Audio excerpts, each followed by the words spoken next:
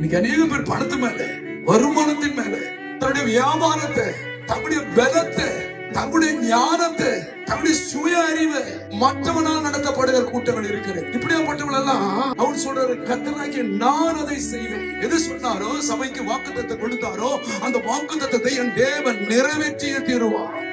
தீவிரமாய் உங்களை கர்த்தர் உயர்த்த போறாரு. உன் தேவர்கள் அத்தனையும் கர்த்தர் சந்திக்க போறாரு.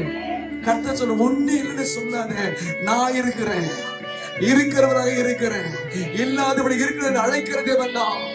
ஆயிரமாக்குவாரு, உன்னை பெரிய ஜாதி ஆக்குவாரு, உன்னை பெருக பண்ணுவாரு, உன்னை மேன்மைப்படுத்துவாரு, உன் கையின் கிரியைகளை கர்த்தர் ஆசீர்வதிப்பாரு, உன்னை கீழாக்கவன் மேலாக்குவாரு, உன்னை வாழாக்கவன் தலையாக மாற்றுவாரு.